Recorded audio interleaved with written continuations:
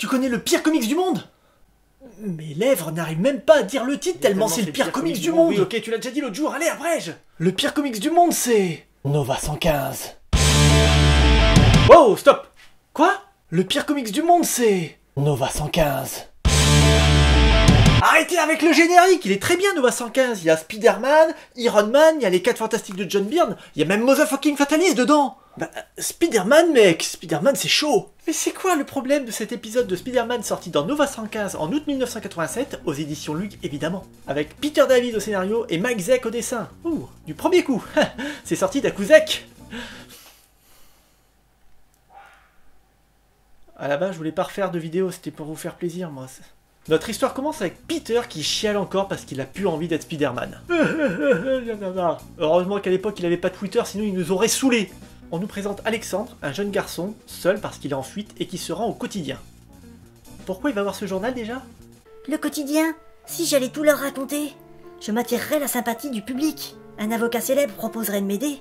Car ce n'est pas de ma faute, pourquoi pas? J'ai joué avec la machine qui l'a inventée et il y a eu cet accident. Accident? Quel accident? Ah, la fois où t'as cramé ton père à main nue, cet accident. Et t'en parles comme si t'avais perdu ta sucette, espèce de petit monstre. Ma main recommence à briller, il faut que je la contrôle. Une main qui brille? Ça me rappelle quelque chose. Oh mon dieu! Tin, tin, tin.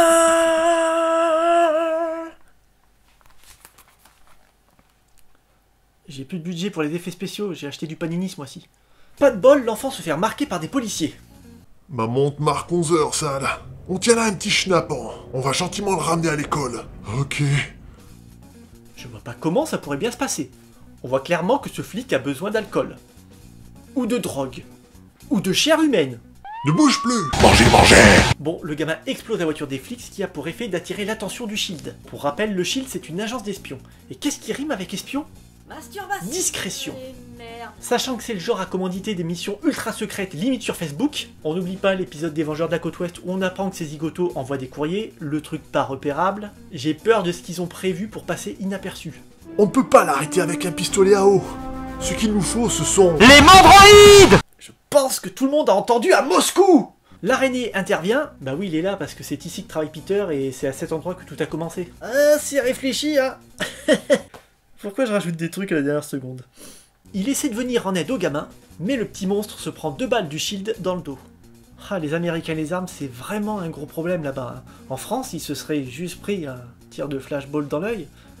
Bref, Alexandre meurt dans les bras de Spider-Man. mais attends, mais c'est fini l'histoire? Oui, c'est horrible, mais vous savez ce qui se passe dans l'épisode suivant? Spider-Man casse la figure au SHIELD? Non, on part sur autre chose. Une histoire avec la chatte noire et dents de sabre. On n'entendra plus jamais parler de ce gamin. Il est mort dans l'indifférence totale. Traumatisant. Chaud quoi. Alors en fait, il est pas vraiment mort. Mais on l'a plus jamais revu.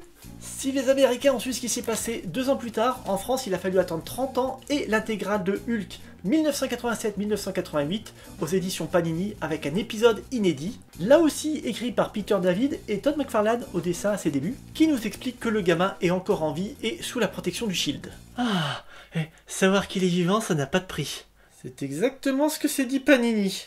Mais quand j'y repense, c'était vraiment horrible. Un vrai traumatisme d'enfant. C'est sûr, c'est le pire comics du monde. Ah, mais on cherche le pire comics du monde, mais pas pire dans le sens traumatisant, mais pire dans le sens pourri. Ouais, d'ailleurs, on aurait pu faire un pour la petite histoire au lieu de faire un rétro comics.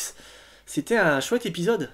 Mais Peter David, le scénariste que vous connaissez certainement pour son travail sur Hulk où il est resté plus de 10 ans, c'est pas la dernière fois qu'il fait mourir un enfant. Il a aussi fait ça à une époque où il écrivait Captain Marvel au milieu des années 2000 je crois, avec une histoire à la « Et si je remontais le temps pour tuer Hitler quand il est jeune ?» C'est pas tout à fait ça mais j'ai pas envie de vous spoiler parce que c'est vraiment une bonne histoire. Et je pense que l'auteur qui reste champion du massacre de gosses c'est quand même Garcenis avec Crost. Bon, on va pas en reparler parce qu'on a déjà parlé dans un vieux rétro comics, mais le massacre d'enfants, ça reste un sujet tabou dans les comics. C'est un peu partout en fait. Ah, on va pas reparler de Crost qui est ressorti chez iComics. Dommage, j'adore les infectés.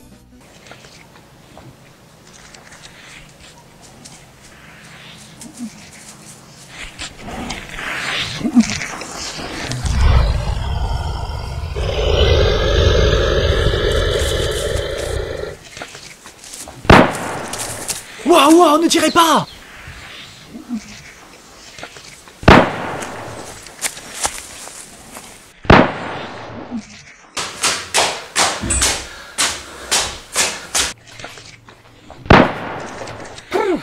Heureusement que je suis tombé sur vous, hein.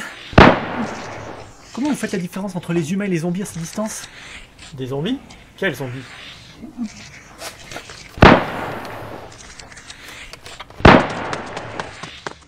Techniquement, c'est pas des zombies dans Crost, hein. Pour faire court, les zombies, ça vient d'Haïti. La magie noire, le vaudou? Correct. Et ça craint le sel. D'ailleurs, dès le premier épisode, Garcenis, qui maîtrise bien son sujet, fait une grosse blague avec un personnage qui s'entoure de sel comme s'il voulait se protéger de la magie noire, et donc des zombies. Spoiler, ça marche pas. Hey, on pourrait faire un top 10 des enfants morts dans les comics. Pas sûr que ce soit une bonne idée. Au moins une miniature pour faire un peu putaclic. Tu écoutes quand je parle? Ah mais attendez, je peux le trouver, moi, votre pire comics du monde. Ah bon? Comment? Je suis livreur de pizza. Je connais plein de geeks. Je sors, je passe 2-3 coups de fil et moi je l'ai, votre pire comics du monde. On n'a pas le temps, les abonnés l'attendent depuis plus de 2 ans. Laissez-moi 2 jours. 2 jours! C'est trop. Je te laisse 48 heures, je peux pas plus. Ok. En tout cas, merci d'avoir regardé cette vidéo et je vous dis rendez-vous pour un prochain Rétro Comics. Vengeurs Dispersion! Bah voilà, on est pas mal là. Pourquoi tu dis Vengeurs Dispersion? Normalement, c'est pour les épisodes avec les Vengeurs de la Côte Ouest. Ouais, mais j'aime bien, c'est rigolo. Puis je peux plus le faire maintenant que j'ai fait l'intégrale des Vengeurs de... Oh fuck. Oh fuck, j'ai marché dedans. Oh, t'as marché dans quoi là? Qu'est-ce que... Non, c'est impossible. C'est impossible. J'ai fait tous les épisodes. C'est... Non, non, non! Hey, yeah! Where's it? There's a bougie, no, really?